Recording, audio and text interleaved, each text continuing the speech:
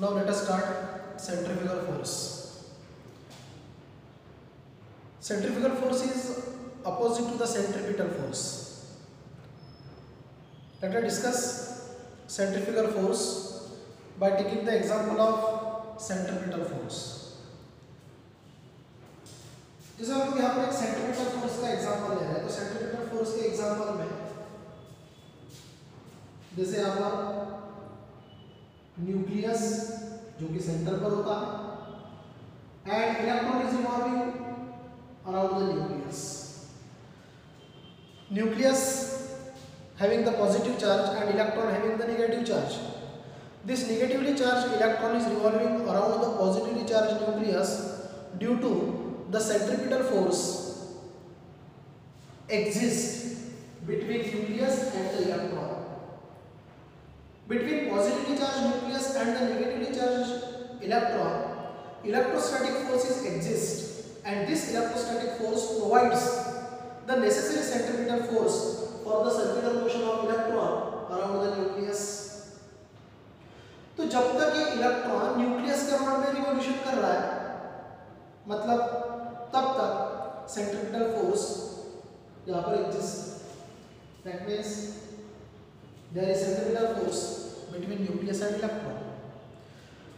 लेकिन जब electrostatic force यहाँ से खत्म हो जाता है,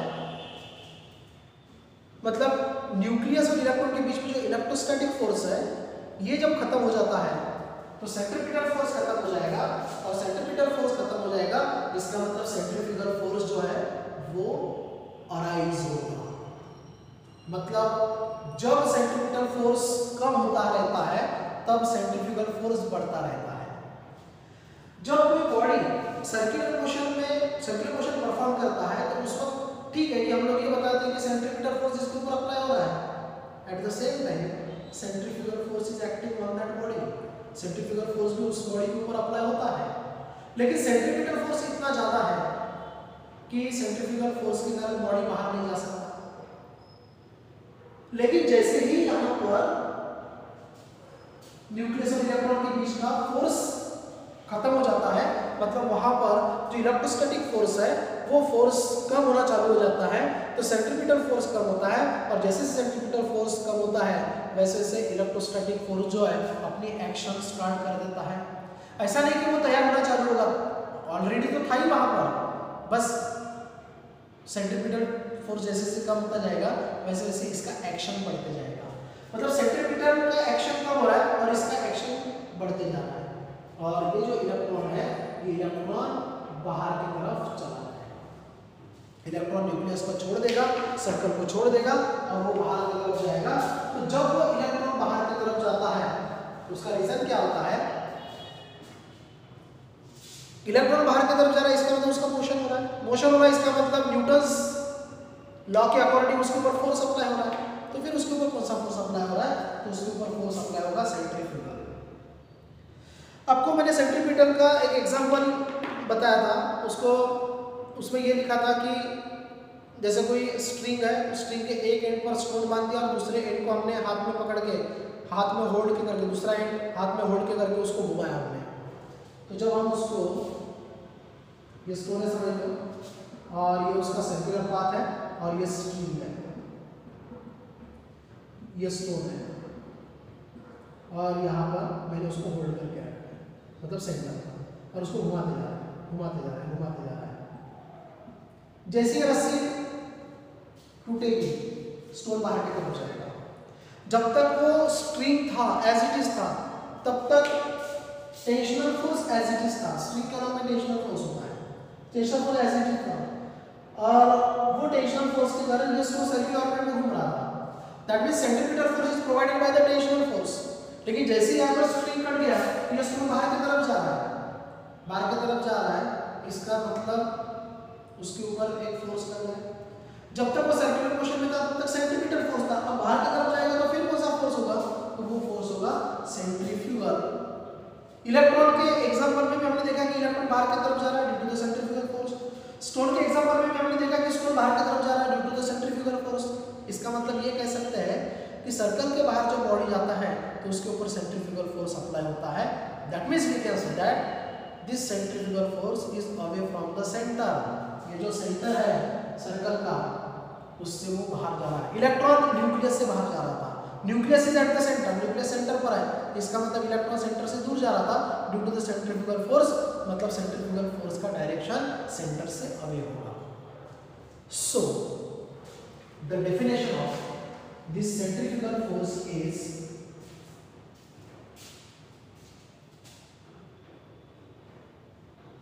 the force acting on a body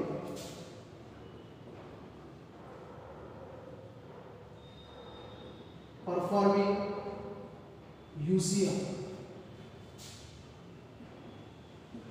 along the radius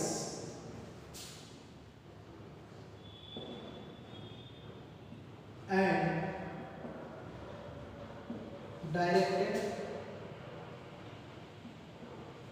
away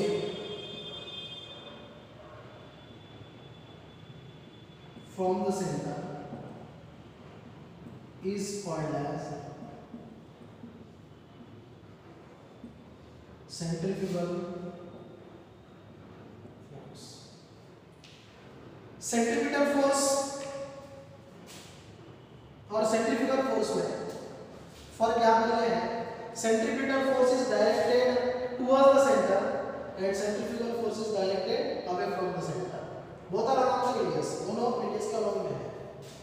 तो यहाँ पर जो सेंट्री वर्ड आया है वो रिप्रेजेंट कर रहा है सेंटर को,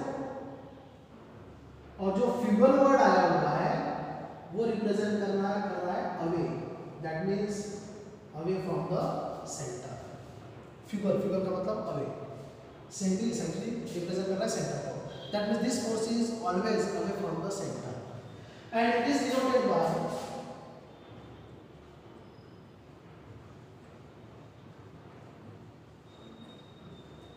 F CR, C centri, F fugal, F force, centrifugal force.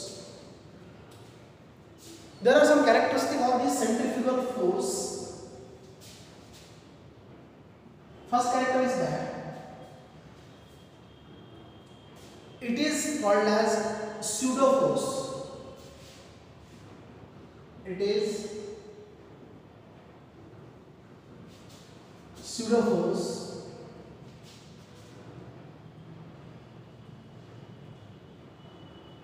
that means it is non real force. non real force इसलिए बोला जाता है इसको कि जैसे मैंने यहाँ पर स्टोन का एग्जांपल लिया या इलेक्ट्रॉन का एग्जांपल लिया, तो इलेक्ट्रॉन सेंटर से अवे जा रहा है, स्टोन सेंटर से अवे जा रहा है, उसके साथ में और कोई बॉडी जा रहा है क्या? नहीं। इसका मतलब जो इलेक्ट्रॉन बाहर की तरफ जा रहा है वो अकेला फोर्स को एक्सपीरियंस कर रहा है, जो स्टोन बाहर की तरफ जा रहा है वो अकेला फोर्स को एक्सपीरियंस कर रहा है, इसीलिए उसको नॉन रियल फोर्स कहते हैं। हम सेंट्रीपिटल की बात क्या बोले थे? सेंट्रीपिटल में बोला था कि ये रियल फोर्स है। रियल फोर्स इसलिए बोला था क्योंकि जो बॉडी घूम रहा है सर्कल में उसके ऊपर भी फोर्स लगता है और जो सेंटर पर बॉडी है उसके ऊपर भी फोर्स लगता है, that means more than one body experiences the force, that means it is the real force. लेकिन यहाँ पर सेंटर जो है वो फोर्स को एक्सपीरियंस नहीं करेगा, सिर्फ वो बॉडी एक्सपीरियंस करेगा फोर्स को जो बाहर की तरफ जा रहा है, so it is the non real force. It is also called as the pseudo force. It is always directed away from center. It is always directed away from the center. ये centre के आगे रहेगा, मतलब इसका direction अगर बताया जाए, ये सर्कल हो गया, this is the anti clockwise direction of the body, that means motion of the body, O is the center, let us consider A is the position of body, this is the direction of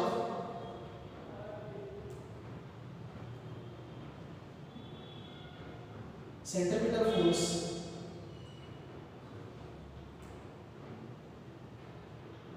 this is the direction of radius vector and this is the direction of centrifugal force.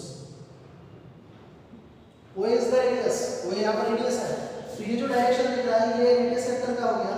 This is the direction which is directed towards the center, FCP का हो गया, and this is away from the center, FCF का हो गया.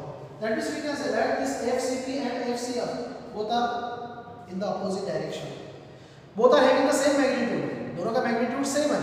क्योंकि magnitude कैसे same है? तो अगर आप पत्थर को धीरे घुमाओगे, रस्सी कटेगी तो पास में जाकर गिरेगा, मतलब सेंट्रीफ्यूगल भी कम. सेंट्रीफ्यूगल ज़्यादा होता तो उसको दूर लेकर जाता, पर सेंट्रीफ्यूगल कम है. रीजन कि हम लोग धीरे घुमा रहे थे. धीरे घुमाने इसका मतलब सेंट्रीपिटल कम था. आप उसको फास्ट घुमाओगे, सेंट्रीपिटल ज़्यादा. रस्सी अगर कट गई तो वो काफ़ी दूर जाकर गिरेगा, मतलब सेंट्रीफ्यूगल ज़्यादा. मतलब सेंट्रीपिटल कम तो सेंट्रीफ्यूगल कम, सेंट्रीपिटल ज़्यादा तो सेंट्रीफ्यूगल ज़्यादा. That means we can say that magnitude same रहेगा. Both are having the same magnitude. Now it is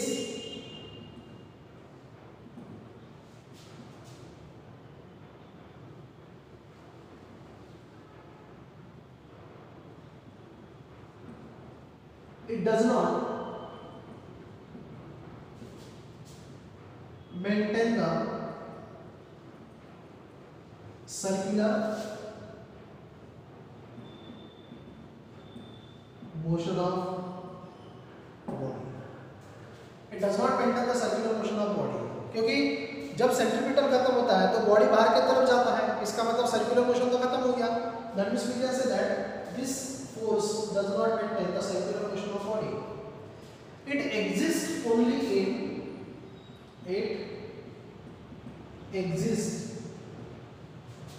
in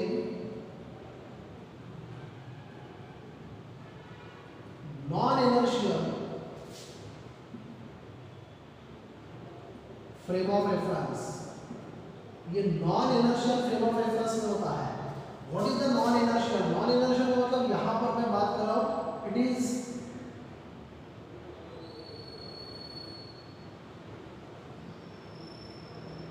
the body is moving with variable velocity. Body is moving with the variable velocity. क्योंकि stone जब बाहर की तरफ जा रहा है तो कुछ देर के बाद में वो और सरफेस पर आकर गिरेगा. स्टोन गिर रहा है, इसका मतलब ग्रेविटी उसको खींच रहा है. ग्रेविटी खींच रहा है, इसका मतलब क्या हो रहा है? जैसे ही वो सर्कल को छोड़कर बाहर निकला उसका स्पीड बहुत ज़्यादा था. धीरे धीरे स्पीड उसका कम हुआ और ग्रेविटी उसको खींच लिया. That means in this case velocity goes on decreasing. Velocity यहाँ पर डिक्रीज होते जा रहा है. That means we can say that it is the variable velocity. It is not moving with the constant velocity. If it is moving with the constant velocity, then it is called as inertial frame of reference. But it is moving with the variable velocity, so it is called as non-inertial frame of reference. तो जो भी body के ऊपर centrifugal force apply होता है तो definitely वो non inertial frame of reference में ही होता है. Now, next, what is the magnitude of centrifugal force? Centrifugal force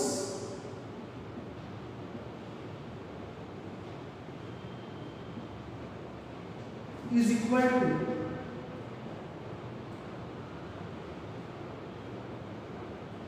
centripetal force.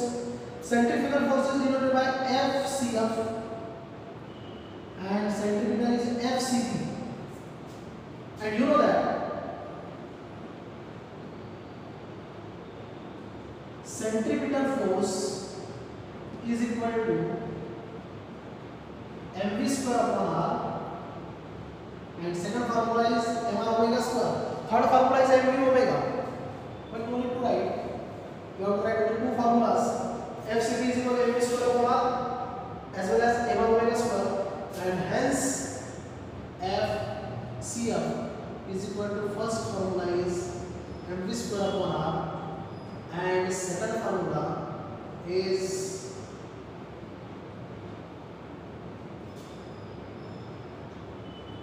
mr omega square. It is the vector quantity.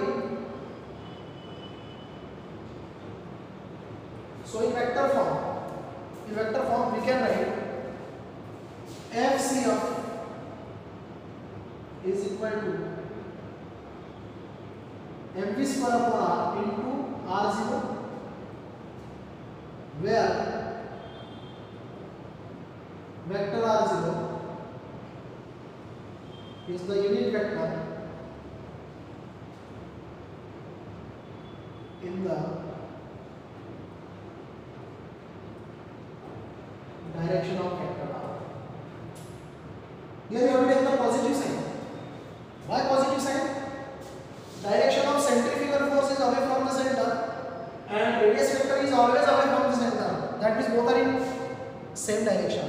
Centrifugal force और radius vector दोनों same direction में जा रहे हैं, इसलिए यहाँ पर positive sign. And second formula for vector rotation FCF is equal to plus a omega square into radius vector r.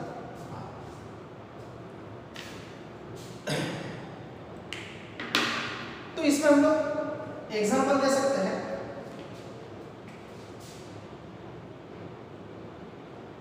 बस और पैसेंजर।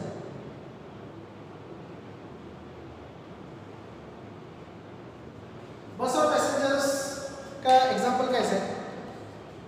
जैसे बस किसी कोर रोड पे चल रहा है, कोर रोड के अलावा में बस चल रहा है और बस अगर समझ लो लेफ्ट साइड में टर्न लेता है, बस अगर लेफ्ट साइड में टर्न लेता है तो पैसेंजर राइट साइड में मूव होते हैं। राइट साइड में उनके ऊपर फोर्स लग रहा है, मतलब बस लेफ्ट साइड में अगर मूव हो रहा है और पैसेंजर अपोजिट डायरेक्शन में अगर जा रहा है तो इसका मतलब पैसेंजर के ऊपर जो फोर्स लग रहा है, क्योंकि पैसेंजर कर्व से बाहर जा रहा है, कर्व मतलब सर्कल का हिस्सा होता है, मतलब सर्कल से बाहर जा रहा है, that means we can say that centrifugal force is acting on that passenger. उस पैसेंजर के ऊपर सेंट्रीफ्यूगल फोर्स लग रहा है। उसके बाद में शेप ऑफ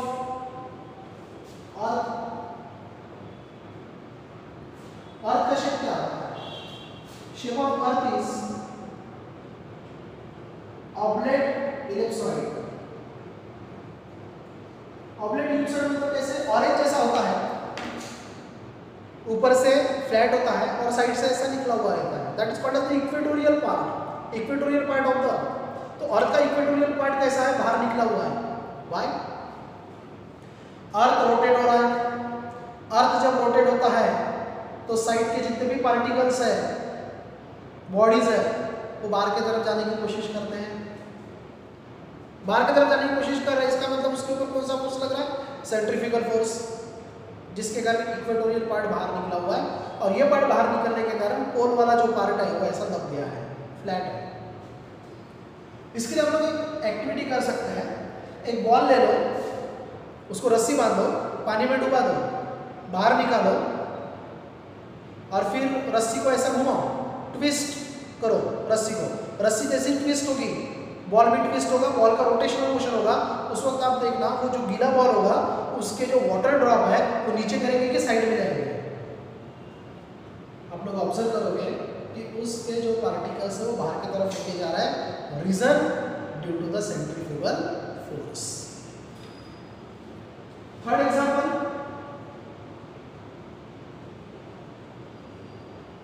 सेंट्रीफ्यूग मशीन